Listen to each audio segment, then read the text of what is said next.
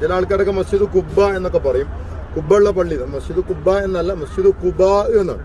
കുബ എന്ന് പറയുന്നത് പ്രവാചകന്റെ കാലത്ത് മദീനയുടെ അതിർത്തി പ്രദേശമായിരുന്നു. അപ്പൊ പ്രവാചകൻ സല്ലല്ലാഹു അലൈഹി വസല്ലം സിദ്ദീഖ് റളിയല്ലാഹു അൻഹു മക്കയിൽ നിന്ന് ഹിജ്റ പുറപ്പെട്ടിട്ട് ദീർഘമായ 7-8 ദിനരാത്രങ്ങളിലെ ത്യാഗപൂർണമായ ആ യാത്രയ്ക്ക് ശേഷം അള്ളാഹുവിന്റെ റസൂലും അബൂബക്കർ സിദ്ദീഖ് റളിയല്ലാഹു അൻഹു ഇറങ്ങിയത് ഈ ഭാഗത്താണ്. എന്ന് പറഞ്ഞാൽ അവർ വന്നത് ആ വഴിയിലൂടെയാണ്. ഈ റോഡ് ഇന്നും അറിയപ്പെടുന്നത് ത്വരീഖ് ഹിജ്റ എന്ന പേരിലാണ് കേട്ടോ, ഹിജ്റ റോഡ്. അപ്പൊ അങ്ങനെ പറയാനുള്ള കാരണം റസൂലും അബൂബക്കർ സിദ്ദീഖ് റളിയല്ലാഹു അൻഹുവും ഒരു തിങ്കളാഴ്ച ഉച്ച നേരത്ത് ആ വഴിയിലൂടെ അങ്ങനെ വന്നിട്ട് ഇവിടെ വന്ന് ഇറങ്ങുകയാണ് ചെയ്തത്. ഇപ്പോൾ പ്രവാചകൻ സല്ലല്ലാഹു അലൈഹി വസല്ലമയുടെ വരവ് കാത്ത് മദീനക്കാരൊക്കെ നമ്മൾ കേട്ടിട്ടുണ്ടാവും ചരിത്ര ഗ്രന്ഥങ്ങളിലൊക്കെ. അവർ വലിയ വലിയ ഈത്തപ്പനങ്ങളുടെ മുകളിലൊക്കെ കയറിയിട്ട് റസൂൽ വരുന്നതും കാത്ത് ഇങ്ങനെ നോക്കി നിൽക്കാറുണ്ടായിരുന്നു. അപ്പോൾ പ്രഭാതത്തിൽ ഈത്തപ്പനയുടെ മുകളിൽ കയറി ദൂരേക്ക് നോക്കി കാത്തു നിൽക്കുന്ന സഹാബാക്കൾ ഉച്ചവെയിൽ നന്നായി ചൂടാകുന്നത്. ഒട്ടകം മുട്ടുകുത്തിയിട്ടുണ്ട്, ഇവിടെ മുട്ടുകുത്തിയിട്ടുണ്ട്, മസ്ജിദ് ജുമുഅയുടെ അടുത്ത് മുട്ടുകുത്തിയിട്ടുണ്ട്, പല ഇവിടെ വരുന്നതിന് മുമ്പ് അവിടെ ഒരു തോട്ടത്തിൽ മുട്ടുകുത്തിയിട്ടുണ്ട്, അവിടെയൊക്കെ മുട്ടുകുത്തിയിട്ടുണ്ട്, അവിടെയൊക്കെ പള്ളിയുണ്ട്. അപ്പൊ ഇത് ഒട്ടകം മുട്ടുകുത്തിയെടുത്ത പള്ളി എന്നല്ല. ഈ ഒട്ടകം മുട്ടുകുത്താതെ ഒട്ടകപ്പുറത്തിരിക്കുന്ന ആളൊരിക്കലും താഴെ ഇറങ്ങൂല.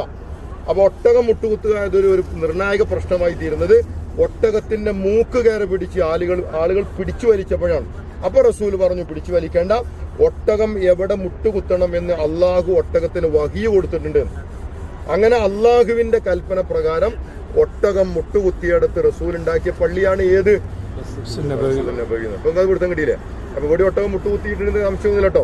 പക്ഷെ അത് ഒട്ടകത്തിന്റെ സ്വാഭീഷ്ട പ്രകാരമോ പ്രവാചക നിർദ്ദേശത്താലോ മുട്ടുകുത്തിയതാണ്. അത് മസ്ജിദ് ജുമുഅന്റെ ഭാഗത്തൊക്കെ അങ്ങനെ ഒട്ടകം മുട്ടുകുത്തിയത്. പക്ഷെ മസ്ജിദ് നബവിയുടെ അടുത്ത് മുട്ടുകുത്തിയത് ഒട്ടകത്തിന്റെ ഇഷ്ടപ്രകാരം മുട്ടുകുത്തിയതല്ല, അത് അള്ളാന്റെ വഹി പ്രകാരം മുട്ടുകുത്തിയതാണ്. അതാണ് നിർണായകം. അപ്പൊ അതാണ് സംഗതി. അങ്ങനെ വേർതിരിച്ച് മനസ്സിലാക്കാത്തതുകൊണ്ട് ഇത് ആൾക്കാർ കൂട്ടിക്കലർത്തി പറയും. പോരാട്ടങ്ങളിൽ ഒന്നാണ് ഉഹുദ് എന്ന് പറയുന്നത്. ഞാൻ പറഞ്ഞതുപോലെ ഉഹുദ് മലയാണ് ഈ കാണുന്നതെല്ലാം, ഈ പിൻഭാഗത്ത് കാണുന്നതെല്ലാം ഉഹുദ് മലയാണ്. അതിൻ്റെ ഒരു ചെറിയൊരു ഭാഗം മാത്രമേ നമ്മൾ കാണുന്നുള്ളൂ.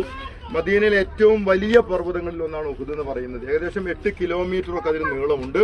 ചില സ്ഥലങ്ങളിലെങ്കിലും 2.5 കിലോമീറ്റർ, ചില സ്ഥലങ്ങളിലൊക്കെ വീതിയുണ്ട്. അപ്പം വലിയ പർവ്വതമാണ്. അപ്പൊ അതുകൊണ്ടാണ് പ്രവാചകൻ തിരുമേനി സല്ലല്ലാഹു അലൈഹി വസല്ലം ചില കാര്യങ്ങളൊക്കെ അള്ളാഹുവിന്റെ റസൂൽ പറയുമ്പോൾ ഉഹുദ് മലയുടെ അസാമാന്യമായ വലിപ്പം കാരണത്താലാണ് ഉഹുദ് മലയോളം അല്ലെങ്കിൽ ഉഹുദ് മലയുടെ അത്ര എന്നൊക്കെ പ്രവാചകൻ സല്ലല്ലാഹു അലൈഹി വസല്ലം ചില കാര്യങ്ങൾ വിശദീകരിക്കുമ്പോൾ പ്രവാചകൻ പറയാറുണ്ടായിരുന്നു. അപ്പോൾ റസൂൽ സല്ലല്ലാഹു അലൈഹി വസല്ലമക്ക് ഏറ്റവും അധികം ഇഷ്ടമുണ്ടായിരുന്ന, സ്നേഹമുണ്ടായിരുന്ന പർവ്വതമാണ് ഉഹുദ്, സ്വർഗത്തിലെ പർവ്വതമാണ് എന്ന് പ്രവാചകൻ സല്ലല്ലാഹു അലൈഹി വസല്ലം പറയുമായിരുന്നു. ഒരിക്കൽ പ്രവാചകൻ അതിന്റെ മുകളിൽ കയറിയപ്പോഴാണ് ഉഹുദ് പർവ്വതം മക്കളെ അടക്കി നിർത്തണം, കുട്ടികളൊക്കെ ഒന്ന് വിഭജിപ്പിച്ച് നിർത്തണം, അല്ലെങ്കിൽ അവരുടെ മാറി രക്ഷാർത്ഥാക്കും. അപ്പോൾ പറഞ്ഞു വരുന്നത് ഉഹുദ് പർവ്വതം പിന്നെ റസൂൽ സല്ലല്ലാഹു അലൈഹി വസല്ലമക്ക് ഒരുപാട് സ്നേഹമുള്ള പർവ്വതമാണ്. ഒരിക്കൽ പ്രവാചകൻ അതിന്റെ